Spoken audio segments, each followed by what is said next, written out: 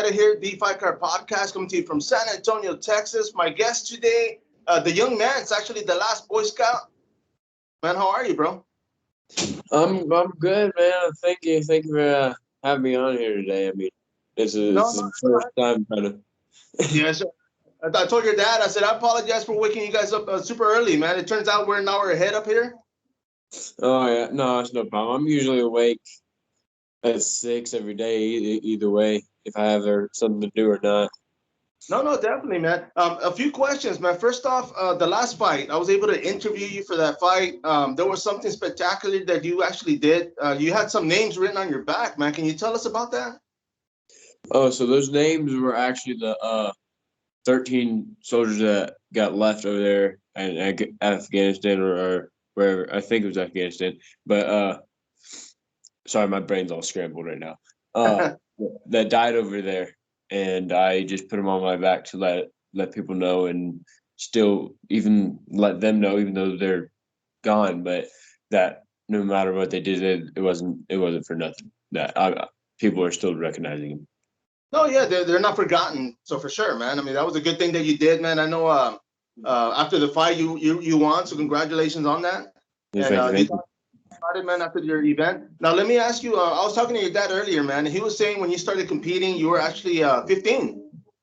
Yes, sir. I was. Now, I think my I was 6 months into my first bit of training ever, and went through a bunch of jits matches, and got all the way up to adult advanced and adult expert and stuff. And I kind of just wanted a little bit more, so we 6 months into it, I threw myself into he threw me into a USFL match, and that's the youth league and stuff. But we I'm trying to think. I had two fights in the same day that day. I won my first one, and the second one I got kind of stage fright a little bit because there was more people coming in. Never been in front of that many people before. Kind of locked up, and then I really wasn't thinking, and I got beat by an armbar. And then I think I did four more USFL fights after that, and then four or five, and then I started with adult amateur when I was 16.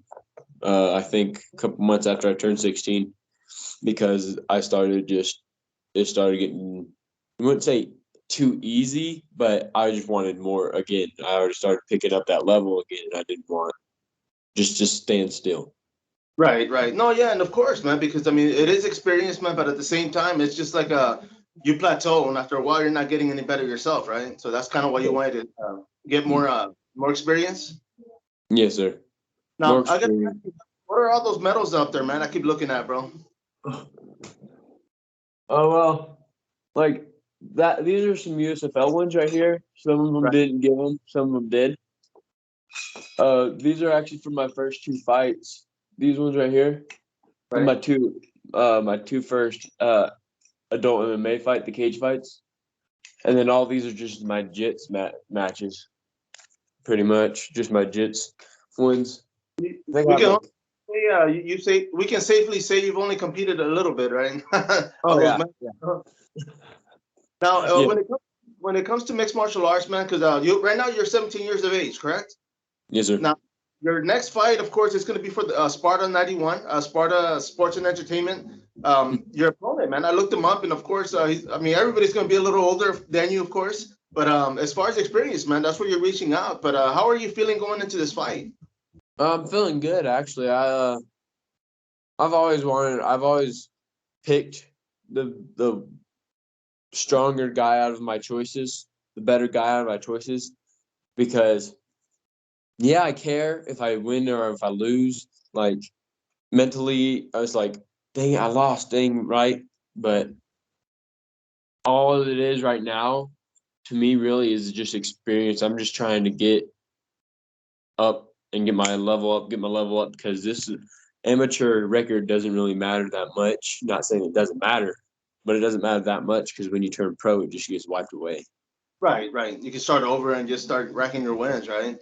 Right. Now, let me, as far as your training, man, because I talked to your dad earlier, man. Now, Shields Combat, tell us what that is and who's in it, man.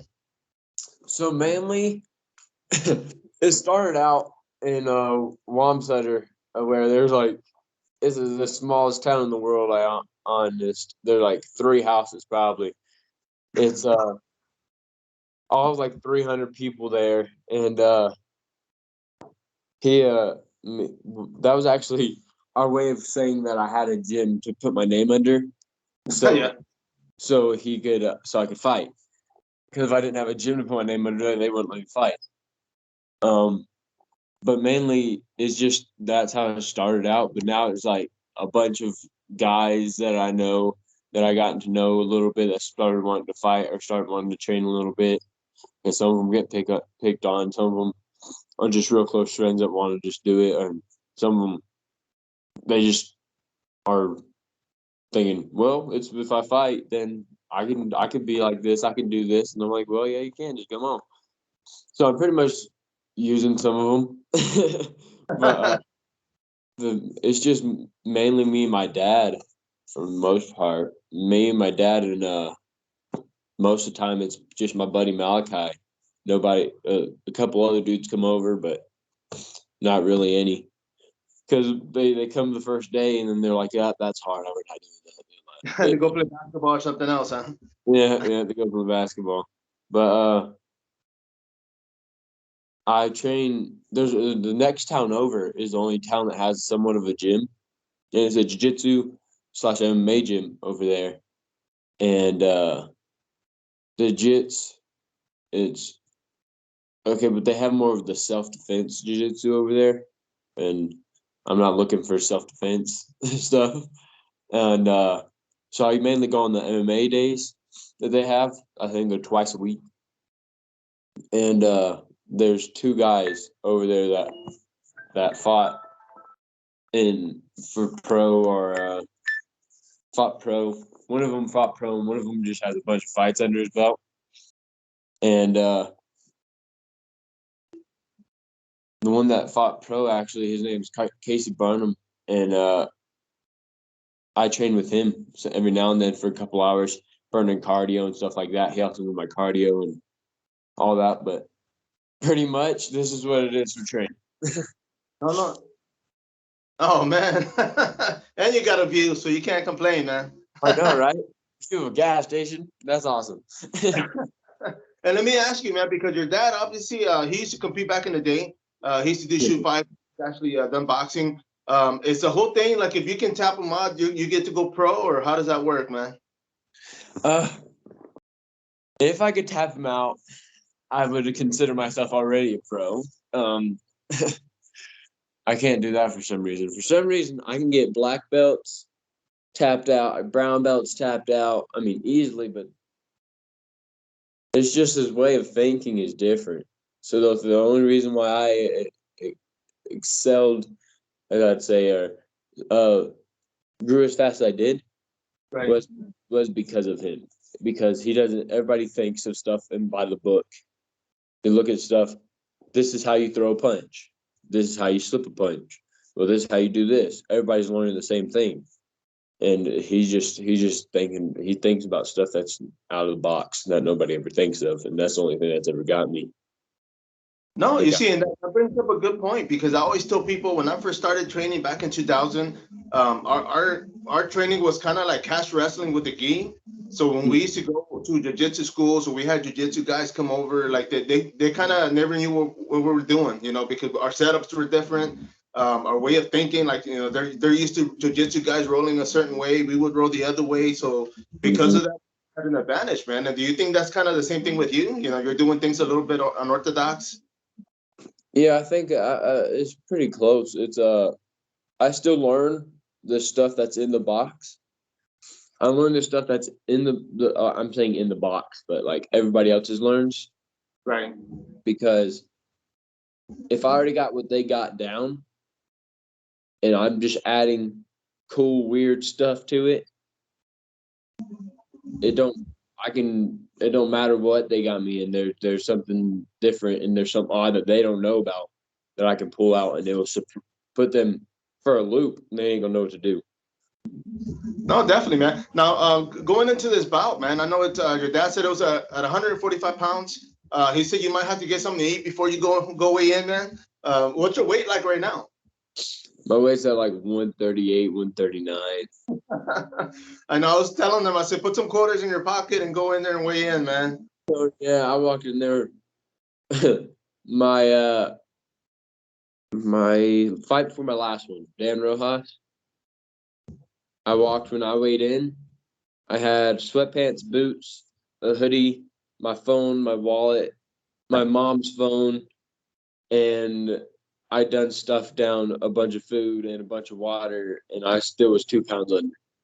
Damn. And that fight was at 135. At 145. 145? Okay. And what were you walking around at that time?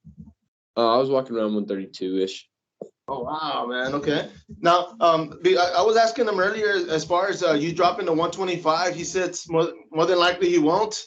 You're a tall guy, man. You're a tall young man. And so because of that, are you going to stay with 135, 145 for now? For now, yeah, I'm probably just gonna stay 135, 145 because 125 that don't sit well with me. Have to lose an arm or something, man. Take something off, huh? Right. Now, as far as sponsors, man, do you have anybody helping you for this fight? There's one of the bars over here. One of the bars that are over here that are sponsoring me for Ponderosa. They're sponsoring me and that's about it.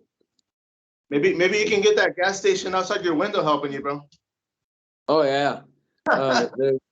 There's one more Relentless Defender. They've been one of the first people that sponsored me the first time at my USFL fights. Okay. They have like clothes and stuff, like hoodies, shirts, all that. And so they sponsored me. They sent me some stuff and everything, and that's usually what I wear up to the cage is I have one of their shirts on usually or something like that, unless something else big is going on. Now, let me ask you, I mean, of course, if anybody's watching this or they're going to be sharing this, if they want to sponsor you, they can do so, right? They can reach you. Where can they reach you at? They can go through Instagram. My Instagram, it's Last Boy Scout.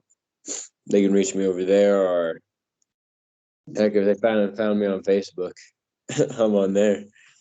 No. And the one thing about your nickname, man, where did that come from? The Last Boy Scout, bro. Well, it kind of started out as as like a little thing when I was a kid. You know the movie? Do you know the movie Last Boy Scout? Yes, sir. You ever seen it? So mom used to think when I was tiny and crap, I was hang on. Dad's talking to me, sorry. That when I was younger that I was always helping other people and I was always doing this and I was always wanting to do other stuff. And then the teachers on top of it, they were always like, they tell my parents he helps too much, he does this too much, he does this too much, and I'm because I always and so that kind of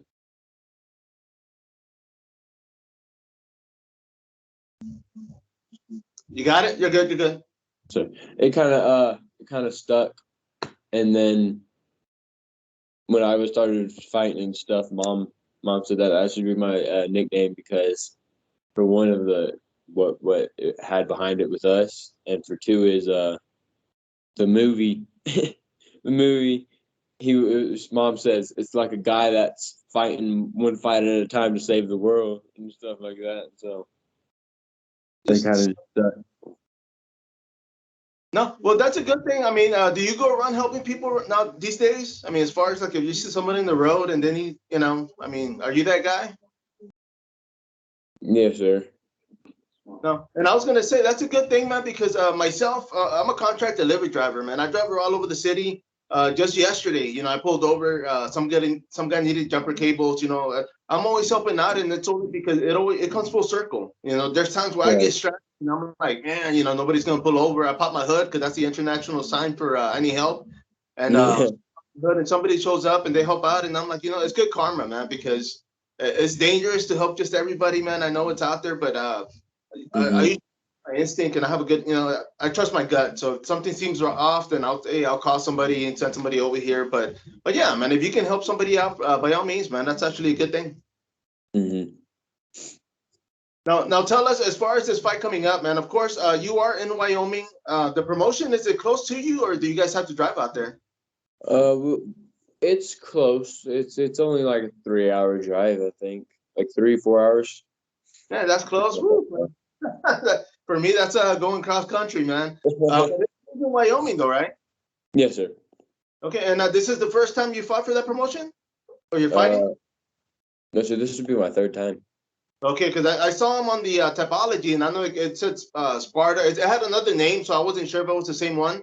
But Mhm. yeah, I mean, going back and fighting for that promotion, man. How's their setup, man? I mean, do you like the cage, the lights, everything set up pretty nice? Yes, sir. The cage. I really like the cage. There's usually like soft spots in like the corners of the cages, and the cages froze real bad and all that. But this cage is actually pretty sturdy. The floors are really solid. I like that because one, if it makes it to where you have more Right. of a standing to back. It doesn't legit make you have more of a standing, but it makes you mentally feel like you're solid.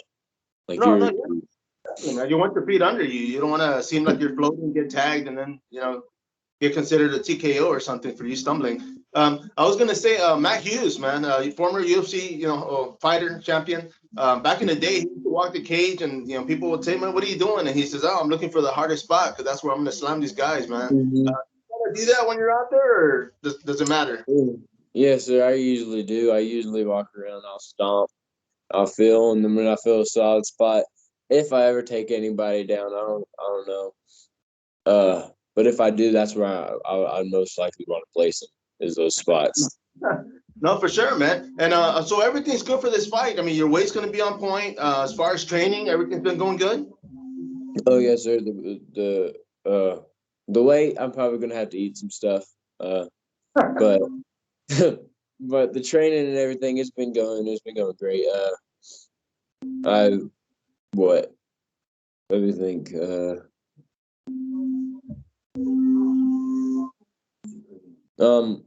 What's it called? Um, what's it called? I'm in the mornings. I'm sorry. It sounds like you're cutting out, so I keep on having to stop. I don't know if you're cutting out or not. In the mornings, I get up because my dad works with the railroad, so I get up in the morning and I'll crank his truck at 5:40, 6 o'clock in the morning, and stuff. I'll get up here. I'll come back upstairs. I'll sit down for a second. I'll start getting my stuff on, and then first thing I always do is I take a bottle of water, 12 to 16 ounces. I'll drink that straight off the bat, right early in the day, because that helps you get your organs and everything moving, working. Yeah. I'll do that, and then I'll go on like since I'm starting to narrow it down, come down because of the fight coming up. I'm starting to calm down my training a little bit, calm down the cardio, everything. Usually I run like 20 miles in the morning. Uh, this morning I ran 10. In the past like 2 3 mornings I've been running 10. I come back home, I'll eat, and then I'll come in here and I'm messing my little ball. I didn't show you my little ball. I'm messing my little ball. Oh, there you go. There you go, man. That's all you need, man. Oh yeah, I'm messing my little ball for a little while. And then I'll dip around it, I'll be messing with it. And then I'll go back on another run. Uh I'll go up to the rec center and do some explosive training and some drills, power drills, all that. And I usually get done there around like 2:30. I'll go and pick up my buddy because he helps me with my takedown defenses and everything. He does wrestling and stuff, so I let him do his takedowns and stuff. And so I go and get him, and I'll bring him here. And Dad will be getting home around the time that we get back. and me and Dad and him will come in here and train for 2.5 hours on MMA nights over there at Wild Faction, and we'll get up from there, and then we'll go straight over there to Wild Faction, and then we get back around like 9:30, 10 at night, and it's just a repeat. Man, every day. Man, I'm gonna be wrapping this up, man. I do want to say this fight, Sparta 91, what date is it on? February 26th. And in Wyoming, it's in Cheyenne, Wyoming, right? Yes, sir. Okay. Is it going to be televised, or are they going to be showing it through Facebook? I think it's on pay-per-view.